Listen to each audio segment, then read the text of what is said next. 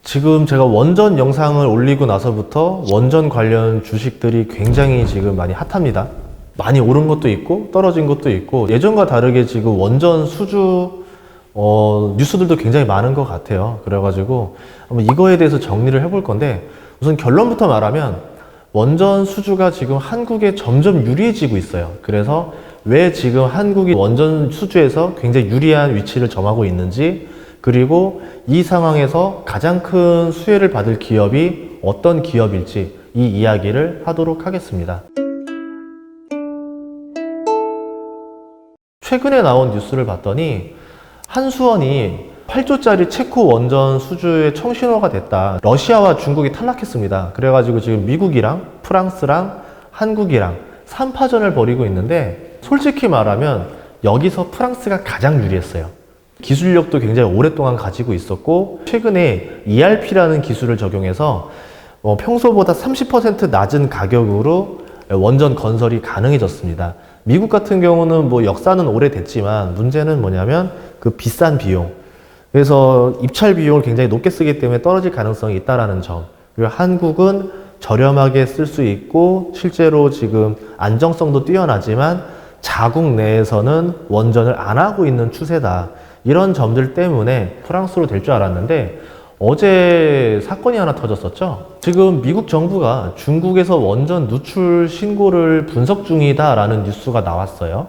광둥성의 타이산 원전이라는 곳인데요. 프랑스 핵 발전회사라고 해서 프라마톰이라는 곳이 있는데, 여기가 중국에서 설치한 원전입니다. 2018년에요. 근데 이 프라마톰 직원이 CN에다 잃어버린 거예요. 중국 같은 경우는 지금 원자로를 정제하지 않기 위해서 방사능 유출 한계를 2배로 늘렸다. 그런데 90%까지 육박한 상태다. 아마 또 늘릴 것이다, 유출 한계를. 그래서 삼중수소가 지금 바다로 나오고 있다. 이런 얘기예요. 근데 미국 에너지부에다 연락했는데 메일을 확인했음에도 불구하고 묵인해버렸다. 그래가지고 CNN에다 지금 잃는 상태입니다. 이 프라마톰의 모회사 EDF라는 곳은 지금 어떻게 대답을 했냐면, 그냥 원자로 냉각 시스템 일부에서 특정 비활성 기체 농도가 증가한 것 뿐이다. 별 문제 아니야. 라고 일축해버립니다. 근데 또 이상한 거는 하나 뭐냐면, 이 프랑스라던가 미국이라던가 중국이라던가 이 원자력 발전 회사들 주가가 크게 하락할 줄 알았어요. 하락하질 않았습니다. 예전에 일본에서도 비슷한 사건이 있었을 때 그때는 난리가 났었거든요. 근데 오히려 원자력 주식들은 멀쩡했고요. 투기가 붙었던 우라늄 주식들만 어젯밤에 8%에서 9%대 하락을 했습니다. 그러면 이게 두산중공업에 왜 호재가 되느냐? 이번에 중국에 문제가 생긴 원전은 이 3세대 방식인 EPR 원전이라 불러요. 이게 프랑스 프라마톰이랑 독일 지멘스가 고안해서 개발한 건데요. 프랑스가 주도한 원전 방식이에요. 각 나라마다 자기들이 주도하는 방식이 다 따로 있습니다. 이거를 세계 최초로 건설한 곳이 이번에 문제가 발생한 광둥성에 있는 타이산 원전입니다. 2018년에 가동이 됐죠. 공사는 2009년에 시작했었고요. 이 EPR 기술은 건설이 쉽다라는 장점, 비용 절감을 30% 할 수 있기 때문에 저가 수주에 유리하지만 원자로 압력 용기에 안전에 위험이 있다라는 지적을 받았던 원전 기술이라는 거죠. 그래서 뭐 그 전에도 말도 많고 탈도 많았었던 원전 기술인데, 어쨌든 중국에서는 입찰을 쉽게 들어갔었던 거죠. 왜 그러냐? 프랑스는 원래 원자력 발전이 굉장히 강력한 나라예요. 그래서 자국 에너지 비중이 원자력이 70%가 넘습니다. 특히 중국이랑 프랑스 같은 경우는 이 원자력 동맹 관계가 역사가 굉장히 오래됐어요. 중국 내에서 프랑스 원전이 많이 수주를 따냈습니다. 어떻게 보면 둘이서 동맹이라고 보는 게 좋을 것 같아요. 예를 들어서 영국의 힝클리 포인트 원전을 수주했을 때 당시에 중국 광핵전력이 33.5% 지분을 가지고 프랑스 EDF가 66.5% 지분을 가졌었어요. 근데 이게 나중에 계약 연기가 됐었는데, 그 이유가 뭐냐면 이 중국 광핵전력이라는 회사, 홍콩에 상장한 이 회사 뒤에 중국 핵공업집단공사가 개입했다라는 거죠. 한마디로 이거는 중국군에게 자신들의 어떤 원전에 대한 비밀을 공개하는 거기 때문에 문제가 생긴다라고 해서 연기가 돼버렸죠. 이번에 문제가 됐던 타이산 원전 같은 경우도 프랑스 전력공사 EDF가 30%를 가지고 있고요. 중국 광핵전력이 70%를 보유하고 있습니다. 근데 이 기업 주가가 둘 다 멀쩡했어요. 그러면 큰 문제가 아닌가? 라고 생각을 했다라는 거죠. 참고로 중국 광역전력은 좀 문제가 많은 회사 중에 하나인데 2016년에는 기술자를 동원해서 미국의 핵 기술을 빼돌리려는 혐의로 기소가 됐었던 회사입니다. 어쨌든 이번 체코 수주전에서 8조짜리예요. 체코 원전 수주 굉장히 치열한데 이거를 먼저 수주해서 성공해야지만 다른 나라 수주할 때 포트폴리오가 되면서 더 유리해지겠죠. 우선 체코 정부가 안보를 이유로 중국과 러시아는 배제를 했어요. 그래서 강력한 경쟁사인 러시아의 로사톰이 탈락을 해버립니다. 러시아 로사톰은 기술도 뛰어나고 가격도 저렴해서 되게 매력 있었거든요. 그리고 이제 중국 광역전력도 탈락을 하면서 주가가 6월 초에 급락을 했었습니다. 그래서 저가 수주가 가능했던 프랑스의 프라마톰의 EPR 기술이 이번 뉴스로 인해서 이 체코 수주전에 안 먹히게 생긴 거예요. 이제 미국의 웨스팅하우스 그리고 한국의 한수원이 유력해졌는데 이러면 조금 냄새가 나는 거죠. 야, 프랑스가 일부러 하필 요 수주 직전에 하필 요때 이제 미국이 이거 흘린 거 아닌가 요렇게 볼 수도 있지만 어쨌든 우리는 뭐 행운입니다. 웨스팅하우스 같은 경우는 가격 경쟁력이 없어요. 좀 비쌉니다. 비싸게 낙찰받아야 되는데 한국은 저렴하게 또 지을 수가 있어요. 그래서 웨스팅하우스 같은 경우는 본인들이 시공하기에는 불가능한 가격에 낙찰을 받고 이를 다시 한국에 수주를 주는 형태, 한마디로 약간의 동맹 형태로 갈 수도 있다라는 거죠.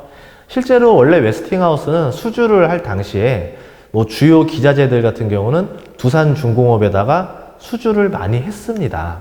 그래서 2017년 같은 경우도 웨스팅하우스가 인도에서 1조짜리 원전 6기를 수주했을 당시에 두산중공업에다가 설비 납품을 부탁했었어요.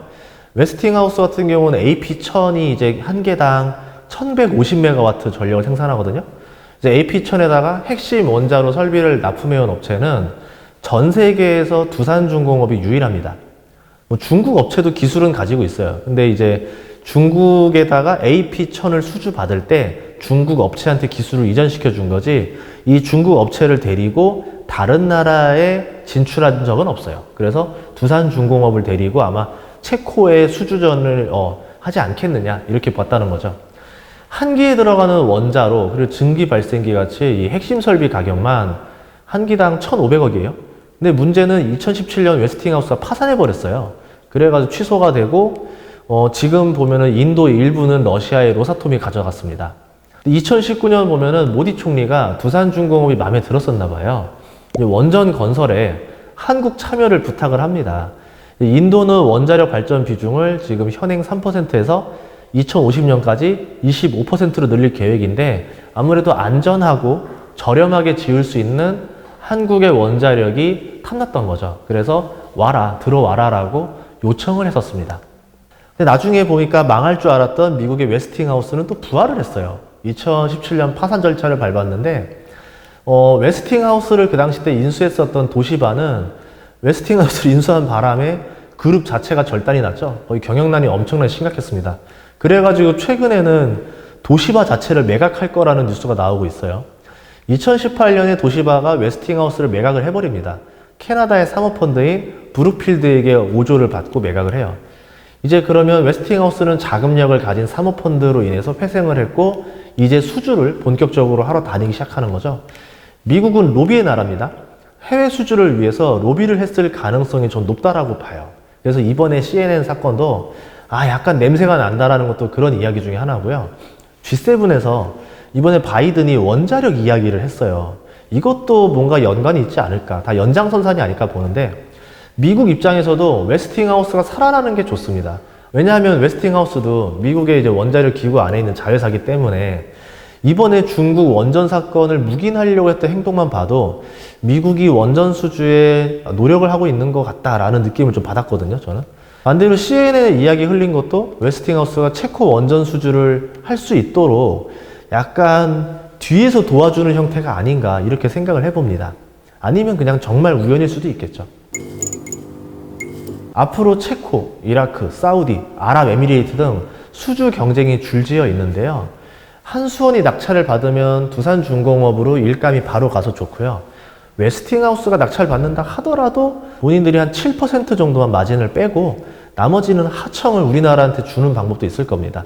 그래서 주목할 만한 기업은 우리나라에 있는 원자력 업체들, 뭐 여러 업체들이 있겠지만 그 중에서 뭐 가장 크게 매출이 나는 기업은 두산중공업이겠죠.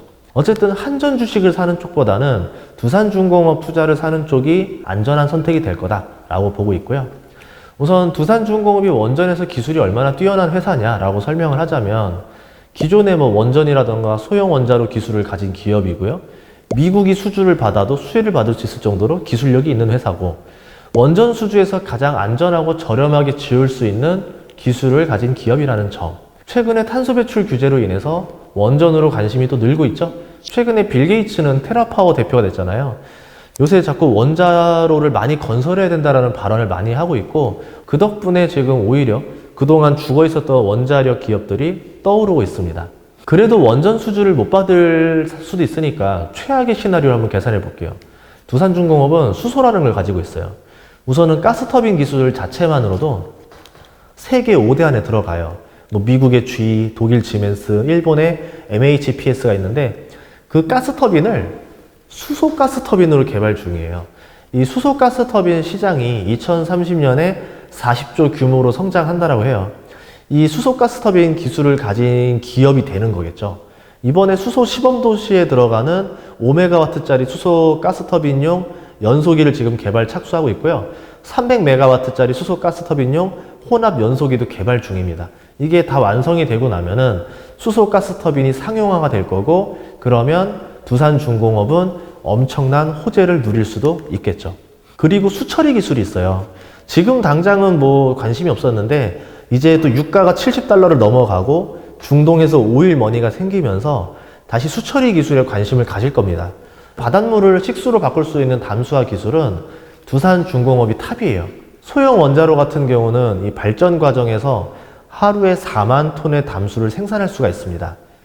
담수화 설비는 전기를 많이 먹는데 이 원자로와 같이 패키지로 팔면은 시너지가 커요. 원자로가 전기를 저렴하게 생산해내죠. 그 저렴하게 생산해내는 과정에서 또 물을 만들어내기도 하죠.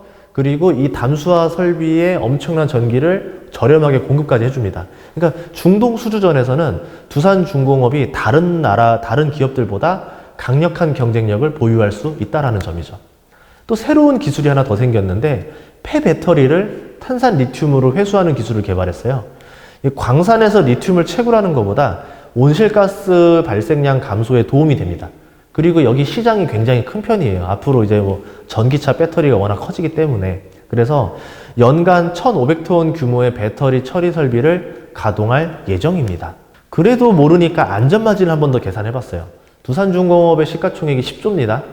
근데 지분 가치를 봤어요. 두산 퓨얼셀 가지고 있죠. 그리고 두산바켓 2.5조. 그럼 지분 가치만 3.7조를 가지고 있어요. 그리고 두산중공업의 수익 가치를 봤을 때 1분기에 인프라코어 분을 제외한 순이익을 반영하면 거기에다가 PER 10배 정도만 곱하면 수익 가치가 6.4조가 나옵니다. 그러면 결론은 뭐냐면 지분 가치랑 수익 가치가 현재 시가총액과 같은 상황이다. 그런데 수소랑 원자력에 대한 미래 가치는 지금 포함하지도 않았다. 미래 가치는 보너스를 얻는 가격이라는 거죠.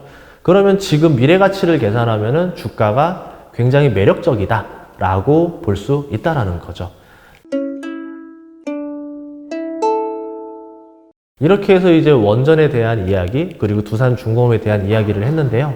뭐 주가는 몰라요. 단기적으로는 모르겠지만 어쨌든 원전으로 지금 흘러가는 분위기들을 봤을 때 굉장히 우리나라가 원전 수주에 유리한 고지를 밟고 있는 게 아닌가. 실제로 미국도 되게 유리한 고지를 밟고 있거든요. 근데 한국과 미국의 원자력 동맹 관계가 워낙 끈끈하기 때문에 미국이 수주 받는다 하더라도 우리한테도 콩고물이 많이 떨어지지 않겠는가 이렇게 보고 있습니다. 다음 시간에도 좋은 정보로 찾아뵙도록 하겠습니다. 고맙습니다.